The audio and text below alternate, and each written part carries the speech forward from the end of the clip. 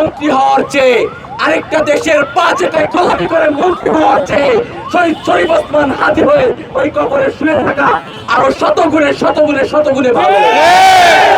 বাংলাদেশ সরকার interim থেকে শুরু করে এখন পর্যন্ত শহীদ শরীফ ওসমান হাদি ভাইয়ের হত্যার যে রহস্যটা, এটাকে একটা পলিটিক্যাল টুলস হিসেবে ইউজ করা হচ্ছে। যখন তেলের দাম বাড়ে, যখন হামে শিশু মরে, যখন ফেরিঘাটে বাস ডুবে যায়, বা যখন দেশে একটা সংকট তৈরি হবে, তখন আস্তে করে একটু নাড়া দিবে যে হ্যাঁ, খুনিকে আমরা বাংলাদেশে আনতেছি। এই মূলা জুলাইতে আজকে 6টা মাস হয়ে গেছে।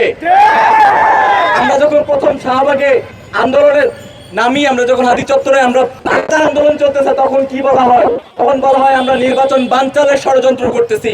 আমরা তো নির্বাচন আপনাদেরকে ক্ষমতায় বসালাম, এখন আমেরিকার দালালি ছাড়েন, দালালি ছাড়েন। বাংলাদেশের আজাদির প্রশ্নে আপনারা এখন যদি সেটা না পারেন, তাহলে দালালি করেন, প্রকাশ্যে করেন। পররাষ্ট্রমন্ত্রী, আপনি এত গুরুত্বপূর্ণ ব্যক্তি হয়ে যাচ্ছেন, আপনি জাতিসংঘের সাধারণ সভার সভাপতি হতে পারছেন, তার মানে আপনার গ্রহণযোগ্যতা এতটা, কিন্তু আপনি হাদি প্রশ্নে আপনি একবারে ছাগলের 3 নম্বর বাচ্চা হয়ে যাচ্ছেন। মন্ত্রী, আপনি না মদিনার ইসলাম প্রতিষ্ঠা করতে চান? আপনি বাংলাদেশের ইসলামী প্রতিষ্ঠা করেন, কায়েম করেন হাদি প্রশ্নে। না হলে আপনাদের সংসদে যে হাসিগুলা দেখি আমরা, এই হাসিটা বেশি দিন টিকবে না, এই হাসিটা বেশি দিন টিকবে না।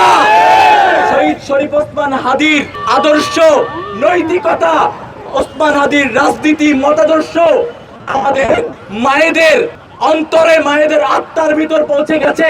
তারা চায় সন্তানরা শহীদ শরীফ ওসমান হাদি হোক, তারা চায় না তাদের সন্তান দালাল বাটপার চিটার হোক। দালাল মন্ত্রী হওয়ার চেয়ে আরেকটা দেশের 5 একর গোলামি করে মন্ত্রী হওয়ার চেয়ে শহীদ শরীফ ওসমান হাদি হয়ে ওই কবরে শুয়ে থাকা আরো শতগুণে ভালো। 20 বছর বাঁচতে চাই, 20 মাস বাঁচতে চাই, 20 দিন বাঁচতে চাই, শহীদ শরীফ ওসমান হাদি হয়ে বাঁচতে চাই, দালাল মন্ত্রী প্রতিমন্ত্রী হয়ে বাঁচতে চাই না। অবশ্যই শহীদ শরীফ ওসমান হাদি হত্যার বিচার আপনাদেরকে করতে হবে। আপনারা যদি মনে করে থাকেন দেশে বিভিন্ন ধরনের ন্যারেটিভ উৎপাদন করে, বিভিন্ন ধরনের ইস্যু ক্রিয়েট করে ওসমান হাদিকে বিতর্কিত করার চেষ্টা করবেন, তাহলে আপনারা বোকার স্বর্গে বাস করছেন। ওসমান হাদি পলিটিশিয়ান ছিল 10% বা আরো কম। সে ছিল কালচারাল অ্যাক্টিভিস্ট, সে ছিল কালচারাল ফাইটার। আপনাদের যেই cultural fascism, media fascism, political fascism, সবকিছুর এগেইনস্টে কথা বলার জন্য শহীদ শরীফ ওসমান হাদি দাঁড়িয়ে যেত।